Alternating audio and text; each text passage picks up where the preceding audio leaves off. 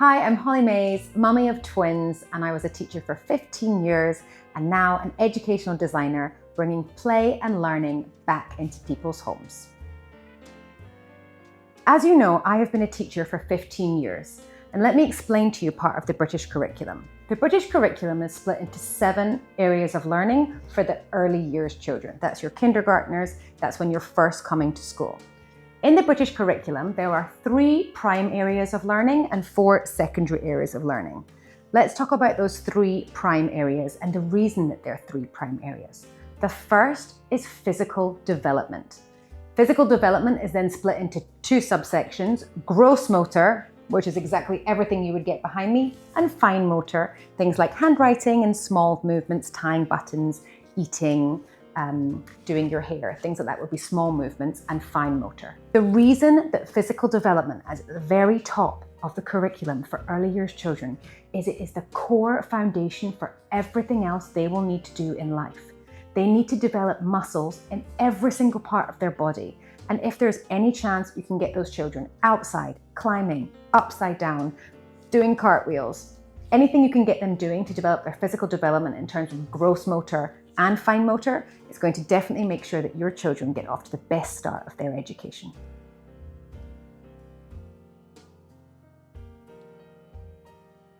A transitional playroom is the gift that keeps on giving, and I'm going to show you why.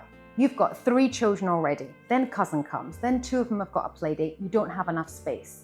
We custom designed these tables to put them on wheels to make sure that if you had lots of children around and you wanted to do crafts or you wanted to make cards for someone's birthday or whatever it was, you actually have a lot more space when the tables are in this position than if they're pushed up against the wall and they can't be moved. But then what happens when the children want to be a bit more physical, they want to go in the climbing frame, they want to run up and down, they want to play giant snakes and ladders that you've got for the floor, you've got to be able to move the furniture out your way. This is the biggest gift that we put into all of our educational designs. So I'm going to show you.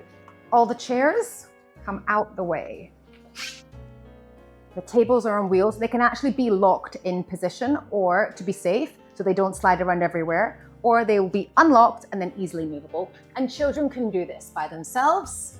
I'm going to turn it and slot it in this way. The tables also have drawers in them, so we have extra art storage in these cupboards, but if you wanted, there's extra storage in every single, I like to say, nook and cranny of a playroom. Don't underestimate the amount of storage you will need with multiple children in a space.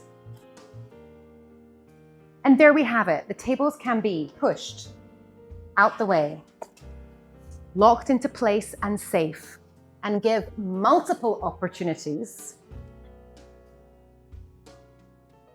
for more space within your playroom. Another element of our intentional educational design is the reason that we created custom tables is because I wanted them a custom height. It's actually really difficult to find a mid-height table for your children between the ages of, I'd say, 5 to 8 or 9. That mid-range is quite hard. Shops cater really well for toddlers. You get your tiny little tables, and then you get your dining room table height tables that are 75 cm high and way too big for children. So the beauty of customizing an educational design is we can make the tables the exact height that the children need, so they can sit on their chair, they can have both their feet flat on the floor, their knees at 90 degrees, their whole body is supported, and they're developing shoulder, elbow, and wrist stability while they're practicing their fine motor skills and doing it all while coloring, crafting, and being creative. In every educational design that we do, we consider every single surface, not just on the floor, but the vertical surfaces too. You've got to be able to use every single inch of that space that you are afforded. And we love to put a vertical writing surface into every playroom that we design, because not only does it also use the vertical space of your room, it provides so many learning opportunities. Magnets, drawing, coloring, collaborating. It's the gift that keeps on giving. And not only is it providing different learning opportunities so that your children are engaged in lots of variety of play, it's also helping them with that core foundation of physical development. It's helping them what's called cross the midline. So the midline runs through your body, and your brain, your left and your right brain, have different parts of coordination that helps you to what's called cross the midline. It helps with bilateral coordination. It helps with shoulder, elbow, and wrist stability. If you imagine when you're writing on a desk, you're writing like this, but when you're writing on a whiteboard, you're writing with your wrist inflected. It's a different set of muscles that you're using. So not only are your children enjoying themselves, playing with different games, got the opportunity to do maths, English, lots of puzzles, they are also enhancing their physical development, and they don't even know it. Use every single space you can. That's my top educational design tip.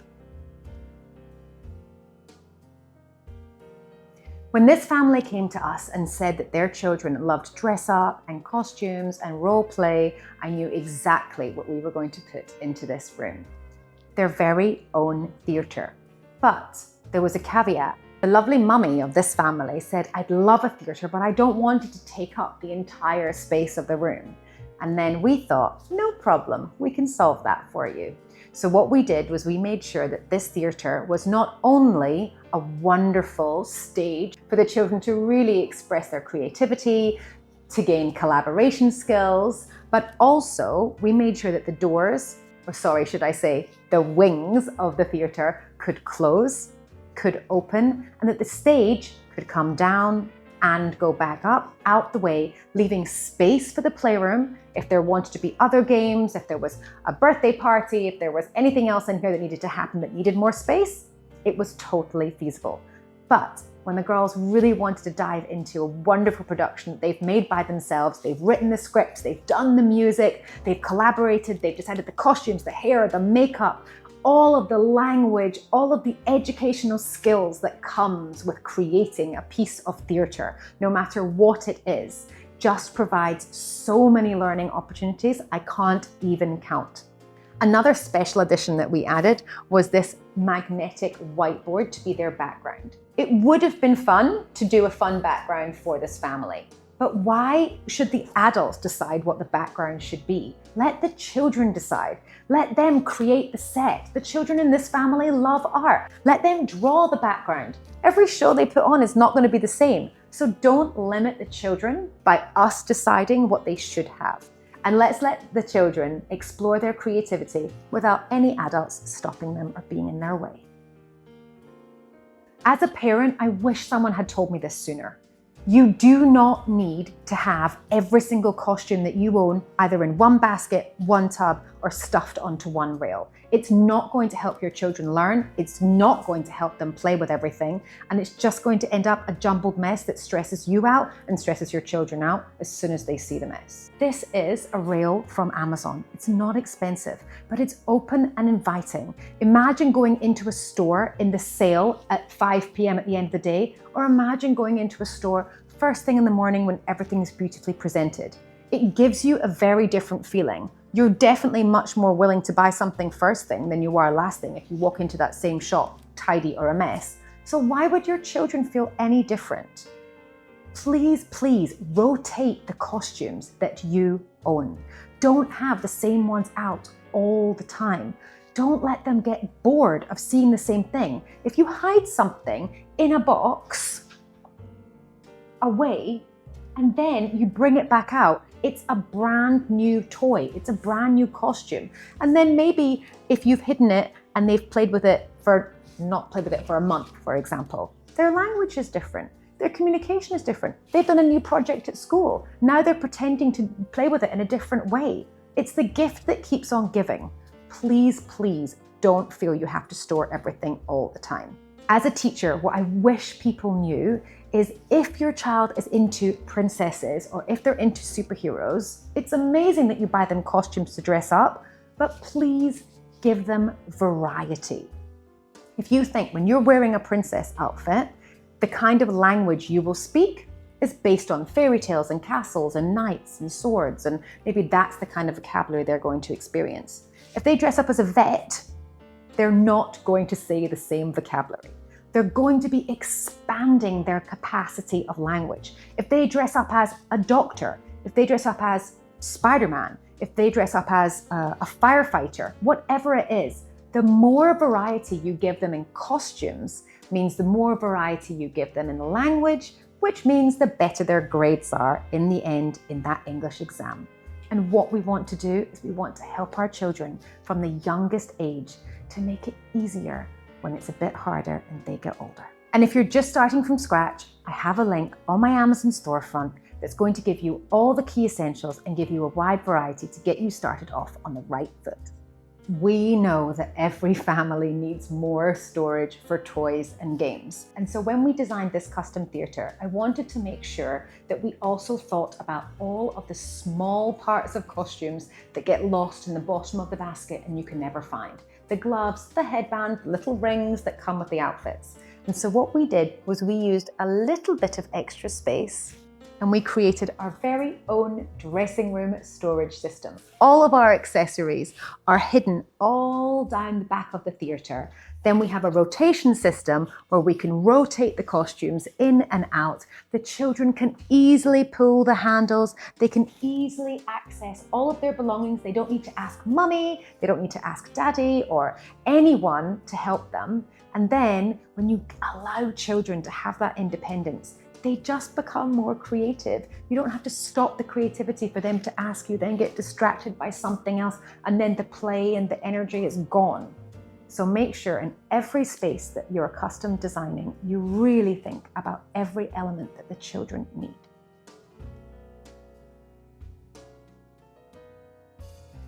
Would you want to read a lovely story on a cold, hard chair? No. So why would you expect your children to want any less? A lovely, cozy nook is the most beautiful place to invite children to dive into the world of stories. And that's something that we wanted to really make sure that we highlighted and we prioritize in our educational design. So we created this wonderful custom nook on what was an open blank wall to make sure that the children felt cozy, soft, warm, enveloped, and could dive into the world of stories. We have hidden bookshelves on both sides of our nook, and we have extra bookshelves on the other side. As you walk in the room, you can grab a book and dive into the nook. Then we also have extra storage. Every single part of our educational design has been carefully thought of to make sure that the family can really use their space to its maximum potential.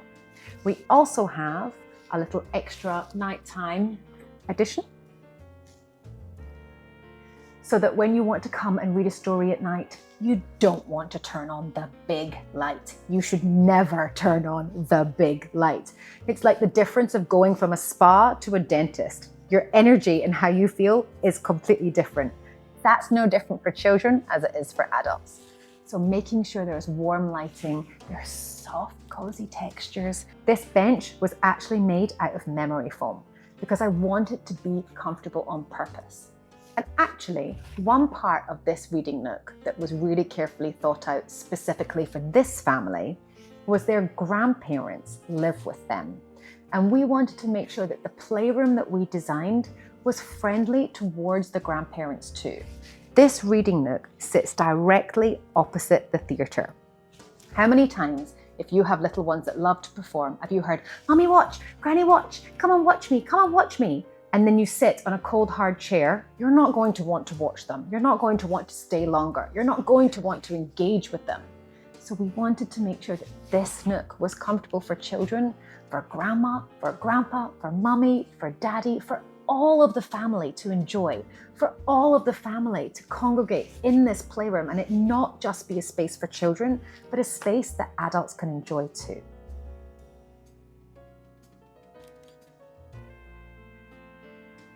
There's never enough space in any home, in any playroom, bedroom, whatever the space is that you have, you always need more for storage. And often what gets overlooked is a little hallway cupboard. Now in this playroom, we were fortunate enough to have one cupboard dedicated to toys for the entire playroom, which is why we have put extra storage solutions in every single part of our custom design. But when you only have one cupboard, what you have to do is be smart with the space that you've got. You've got to make sure that you can use every part of it. It's not a mess. It can be easily accessible, Children can access it as well as grown-ups, and you know where everything goes back to, because that's the key for keeping it tidy. If everything has a home, it's much easier to find, there's less stress, there's less upset, and then you don't have to reorganize and tidy everything constantly, over and over. So in this cupboard, what we did was we used zip wallets for all of their puzzles and games. This is my absolute top space saver. All of these puzzles and games took up this entire cupboard beforehand. You have a lovely system where you can see what's new, you can use what you have, and then when you're finished with other toys, or you've got kind of arts and crafts toys, which most of these actually are, when they're finished, they can be treasured, put away, and then you've got space to rotate through. Another element that I love to include in our educational designs is extra space. You will notice not every single drawer is full. There's other storage solutions in all of the playroom, so there's space for you to grow. It doesn't have to look perfect, but does it suit this family's needs? Does it help them? Do they love arts and crafts and go through lots of lovely arts and crafts presents from grandma? Yes, the whole playroom has to be transitional so that it stays with you for years and that it's useful and gets used. Otherwise, there's no point. And that's how we design your space with your children at the heart of all of its learning. Don't forget to like and subscribe for more playroom tours like this, and don't forget to comment if you have any questions.